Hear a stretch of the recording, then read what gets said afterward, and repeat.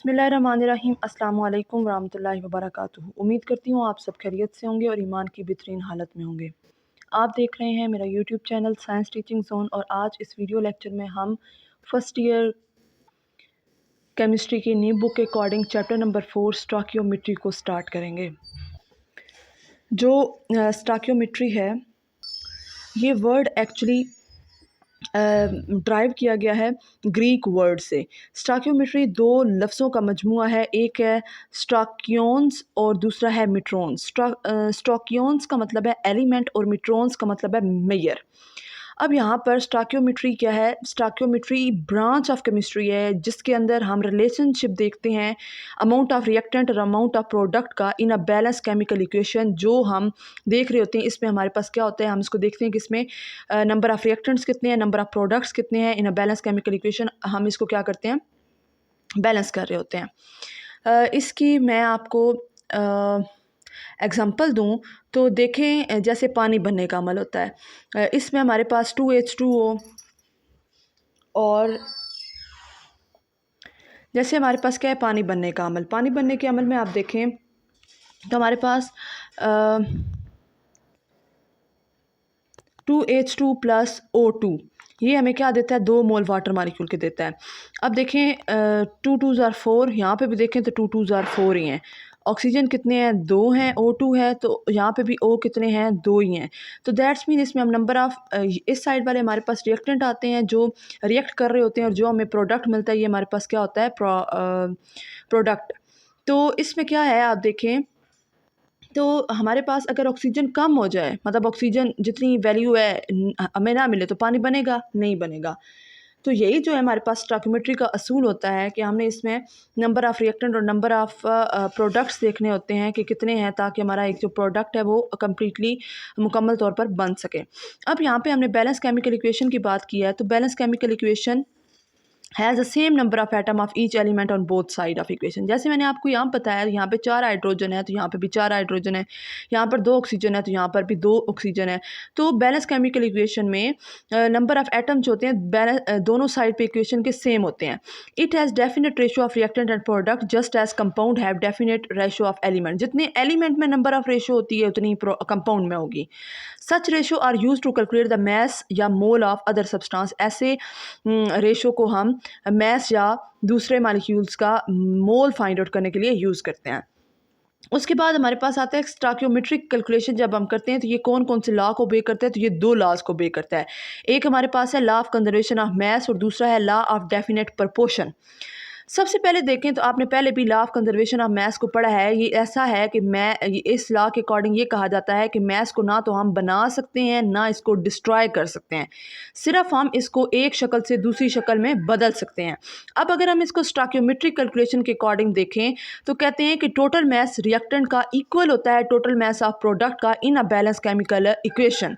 अब देखें यहाँ पे भी 4 हाइड्रोजन थे, यहाँ पे भी 4 है, यहाँ पे भी 2 ऑक्सीजन है, यहाँ पे भी 2 ऑक्सीजन है। ना तो हमने इसमें से कोई माइनस किया है ना इसमें से कोई हमने ऐड किया है, सिर्फ और सिर्फ इस फॉर्म में था, एलिमेंट की फॉर्म में, तो यहाँ पे हमने इसी का कंपाउंड बना दिया, इसकी फॉर्म चेंज हो गई है।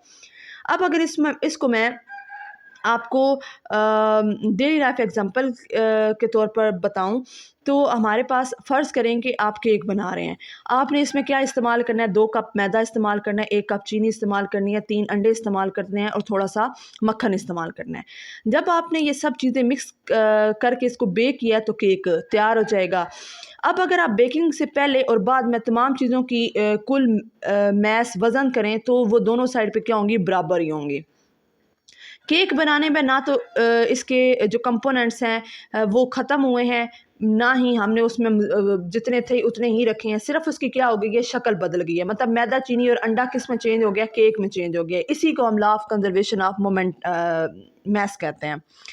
उसके बाद स्टॉकियोमेट्री जो दूसरे लॉ को बे करता है वो है लॉ ऑफ डेफिनेट प्रोपोर्शन। इसमें वो कहते हैं कि एक प्योर कंपाउंड हमेशा contains the same element combined in the same ratio by mass। मतलब ये हमेशा उतने ही एलिमेंट्स रखता है जितने हमने उसकी रेशो ऐड की थी उसके स्टार्ट पर। आप फॉर एग्जांपल इसको देखें کہ پانی ہمیشہ ہائیڈروجن اور آکسیجن سے بنتا ہے، چاہے آپ پانی لاہور سے لیں، اسلام آباد سے لیں یا کسی اور ملک سے لیں، ہر جگہ سے پانی کے اندر جو ہوتا ہے 11.1% ہائیڈروجن ہوتا ہے اور آکسیجن 88.9% ہوتا ہے. یعنی پانی کے اندر جو اس کی ریشو ہے وہ ہمیشہ ایک جیسے ہی رہتا ہے. یہ اسے ہم کیا کہتے ہیں، لا آف ڈیفینٹ پرپورشن. اس کو عام ایگزامپل میں اگر ہم بیکنگ کی ایگزامپل لیں تو ہم فرض کریں کہ ہمارے پاس بسکٹ ہم بنا رہے ہیں، تو اس کے لیے ہمیں 2 کپ میدا چاہیے، 1 کپ چینی چاہیے. اگر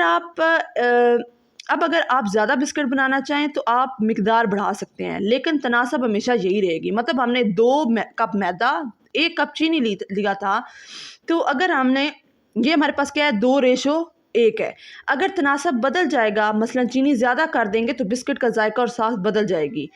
اس میں ہمیں کیا کرنا ہوتا ہے کہ اگر ہم نے اس کو بڑھانا ہے تو ہم 4 کپ اگر میدا کریں گے تو ہمیں چینی بھی زیادہ کرنی پڑے گی. ہم 1 کی بجائے 2 کر دیں گے، مطلب اس کی ریشو 2:1. مطلب اگر وہ ہوگی تو 4:2 ہم اس کو کیا کریں گے، چینج کریں گے. یہ ہمارے پاس کیا کہلاتا ہے، لا آف ڈیفینٹ پرپورشن، کہ اس کا جو تناسب رکھنا ہے وہ ایکول رکھنا ہے. مینز اگر 2:1 تھا تو اگر ہم اس کو بڑھاتے ہیں، اس کو یہاں سے ڈبل کرتے ہیں 4 کرتے ہیں، تو اس کو بھی یہاں سے ہمیں ڈبل کرنا پڑے گا. 1 کو ڈبل کیا تو 2، تو ہمارے پاس اس کی ریشو جو ہوتی ہے وہ اب آپ اس کو چیک کریں. ہم اس کو کٹنگ کریں گے، 2 1s are 2 2 2s are 4، تو یہ 2:1 نہیں آئے گا. یہ ہمارے پاس لا آف پرپورشن کہلاتا ہے. اس کے بعد ہمارے پاس آتا ہے کانسیپٹ آف مول. تو مول کیا ہے ہمارے پاس؟ مول کی سب سے پہلے ہم ڈیفینیشن دیکھیں گے. مول ہمارے پاس اماؤنٹ آف سبسٹانس ہے which contain as many elementary entities. Elementary entities پہلے میں آپ کو بتا دیتی ہوں کیا ہو سکتی ہیں. کوئی ایٹم بھی ہو سکتا ہے، مالیکیول بھی ہو سکتا ہے، آئن بھی ہو سکتا ہے، الیکٹرون بھی ہو سکتا ہے، یا کوئی بھی ادر پارٹیکل ہو سکتا ہے. اب ایک سبسٹانس کے اندر کتنے جو ہیں وچ کنٹین ایز مینی کتنے ایٹمس ہیں. For example there are atom in 0.012 kg of carbon 12. Carbon 12 کے اندر کتنے 0.012 kg میں کتنے ایٹمز ہیں. اس کو ہم ریپرزینٹ کرتے ہیں اسمال n سے یا MOL. یہاں پہ اسمال n سے ریپرزینٹ کرنا لکھا ہوا ہے، آپ اس کو MOL اس سے بھی ریپرزینٹ کر سکتے ہیں. اگر اس کی دیکھیں آگے آتا ہے the number of entities present in 1 mole. اب ایک مول کے اندر جتنے بھی اگر ایٹم یا مالیکیول جتنے بھی موجود ہیں وہ کیا ہوتے ہیں، ان کا کانسٹنٹ نمبر ہوتا ہے. اور وہ کانسٹنٹ نمبر کیا ہوتا ہے، وہ ایووگیڈرو نمبر ہوتا ہے، جس کی ویلیو آپ نے پہلے 9th کلاس میں پڑھی تھی 6.02 × 10⁻²3. اس کو ہم ریپرزینٹ کرتے ہیں کیپیٹل N اور اسکرپٹ میں اسمال a ہم لکھتے ہیں. اب آپ دیکھیں جیسے ہم نے نا کینڈیز کو کاؤنٹ کرنا ہے، تو ہر پیکٹ کے اندر کیا ہے 12 کینڈیز ہیں. تو ایک پیکٹ کے اندر 12 کینڈیز ہیں، تو وہ کس کی طرح ہیں؟ ایک درجن کے اندر بھی تو 12 ہی ہوتی ہیں نا چیزیں. تو اسی طرح سے ہم کہہ سکتے ہیں کہ ایک مول ایکول ٹو جتنے پارٹیکلز ہوتا ہے وہ کتنے پارٹیکلز ہوتا ہے 6.02 × 10⁻²3. تو یہاں پہ آپ ایگزامپل بھی دیکھیں تو اگر ہمارے پاس 1 مول آف کاربن 12 ہے تو وہ اس میں پارٹیکل کتنے آئیں گے 6.02 × 10⁻23 ایٹم. اگر ہمارے پاس 1 مول ہے واٹر کا، واٹر کے مالیکیولز کے اندر کتنے پارٹیکلز آئیں گے 6.02 × 10⁻23. اگر ہمارے پاس NaCl ایک آئنک کمپاؤنڈ ہے تو 1 مول ہے تو اس کے اندر پارٹیکلز کتنے آئیں گے 6.02 × 10⁻23 فارمولا یونٹ آئیں گے. اگر ہمارے پاس ایک آئن ہے 1 مول آف سوڈیم آئن ہے تو اس کے اندر کتنے آئنز کنٹین ہوں گے، کتنے ہوں گے 6.02 × 10⁻23. اب یہ جو مول ہے یہ ہم نے یہاں پر استعمال کیے ایس آئی یونٹ کے طور پر، کس کے ویٹ کرنے کے لیے، کاؤنٹ کرنے کے لیے ایٹمز کو، مالیکیولز کو، فارمولا یونٹ کو اور آئن کو. اس کے بعد ہمارے پاس آ جاتا ہے مالیکیولر میس. مالیکیولر میس کی یہاں پہ تھوڑی ڈیٹیل ڈیفینیشن لکھی ہوئی ہے. یہ جو پنک کلر میں لکھا ہوا یہ بھی اس کی ڈیفینیشن ہی ہے. کہتے ہیں دا میس آف 1 مول آف سبسٹانس، مطلب 1 مول آف سبسٹانس کوئی بھی ہو سکتا ہے. سبسٹانس ایلیمنٹ کی فارم میں بھی ہو سکتا ہے، کمپاؤنڈ کی فارم میں بھی ہو سکتا ہے، اور آئنک اسپیشی کی فارم میں بھی ہو سکتا ہے.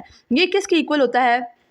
अगर एलिमेंट है तो वो एटॉमिक मास के इक्वल होगा, कंपाउंड है तो कंपाउंड के लिए हम मॉलिक्यूलर मास यूज़ करेंगे, आयनिक स्पीशी है तो उसके लिए हम फार्मूला मास जो आयनिक मास को इस्तेमाल करते हैं। इसके मास को हम किस में रिप्रेजेंट करते हैं? अगर हम उसको ग्राम्स में एक्सप्रेस करते हैं तो उसे हम कहेंगे ये इसका मोलर मास है। अगर हम 1 मोल ऑफ सब्सटेंस को ग्राम्स में रिप्रेजेंट करते हैं, mass of 1 mole of substance को, तो वो हमारे पास क्या कहलाएगा? मोलर मास कहलाएगा। इसको हम रिप्रेजेंट करते हैं कैपिटल M से, और ये फिर उसकी डेफिनेशन लिखी हुई, the mass of 1 mole of substance, अगर हम उसको ग्राम में एक्सप्रेस करते हैं तो वो क्या कराएगा? मोलर मास कहलाएगा। अब इसके यूनिट की बात करेंगे तो इसका यूनिट क्या आता है? यूनिट आता है ग्राम पर मोल। क्या आता है? ग्राम पर मोल। द मोलर मास, अब मोलर मास क्या होता है? Sum of the masses of a component atom, मतलब एक मॉलिक्यूल बन रहा है, जितने एटम से मिलकर बन रहा है, उन सारे एटम्स के मासेस को जब हम जमा करते हैं तो वो उसका क्या बन जाता है? Molar mass. जैसे हमारे पास यहाँ पे एक एग्जांपल दी हुई है, the mass of 1 mole of CCl4 can be found by adding the mass of carbon and chlorine. ये कार्बन है और ये क्लोरीन है। अब हम कैसे, पहले मोलर मास ऑफ कार्बन कितने हैं? 1 है तो 1 का 12 है, और मोलर मास ऑफ क्लोरीन का मोलर मास क्या होता है जी? 35.5 होता है। ये 4 है तो इसको 4 के साथ हम ज़रा देंगे, 12 और 35.5 को 4 के साथ मल्टीप्लाई करेंगे तो वो हमारे पास आएगा 142.0। इनको जब ऐड करेंगे तो ये बन जाएगा 154 ग्राम। अब मोलर मास ऑफ CCl4 हमारे पास कितना आ गया है? 154 ग्राम। अब यहाँ पे बाकी एग्जांपल्स भी दी हुई हैं। 1 मोल हमारे पास अगर कार्बन एटम है तो ये 12 के इक्वल होता है कार्बन का, क्योंकि हमें कितना होता है एटॉमिक मास? वो 12 होता है। उसके बाद कार्बन डाइऑक्साइड की बात करें तो कार्बन का 12 होता है, ऑक्सीजन का होता है जी 16। तो 12 प्लस 16, ओट कितने हैं? 2 हैं, तो वो हम इसको ज़रब देंगे, 16 2 ज़ार 32 होता है। 32 में 12 प्लस करेंगे तो वो 44 ग्राम आ जाएगा। इसी तरीके से हमारे पास अगर हम 1 मोल करते हैं CaO का तो कैल्शियम का होता है 40, ऑक्सीजन का होता है 16। 40 प्लस 16 क्या हो जाएगा? 56। ये ऐसे ही 1 शायद उसमें कुछ आता है तो इसलिए वैसे मतलब 56 एक्यूरेट होता है। उसके बाद अगर हम 1 mole of CO3 2 minus science की बात करें तो कार्बन होता है 12, ऑक्सीजन होता है 16। यहाँ पे 3 मोल्स हैं तो 16 3 48 है। 48 में 12 प्लस करें तो वो 60 आ जाता है।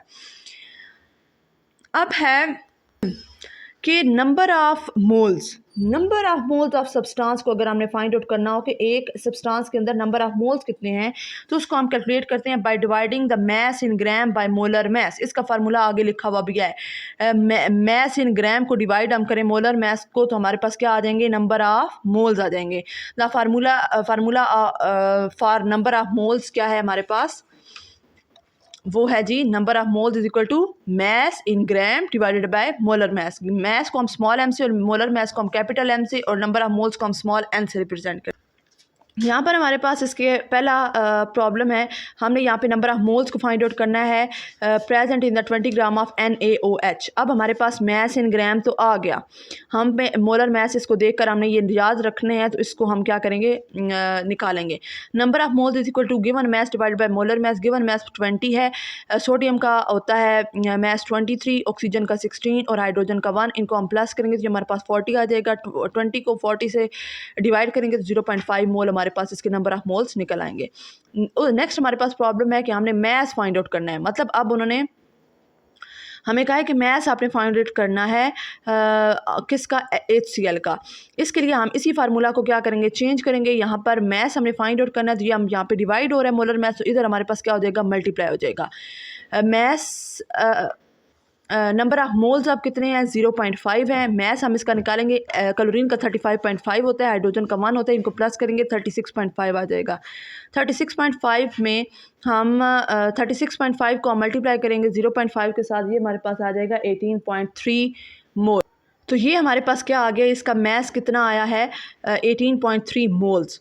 उसके बाद नेक्स्ट हमारे पास प्रॉब्लम है, हमने मास कैलकुलेट करना है। MgSO4 का 10⁻³ मोल है, तो इसका हमने मास फाइंड आउट करना है। सबसे पहले हम निकालेंगे MgSO4 का मोलर मास।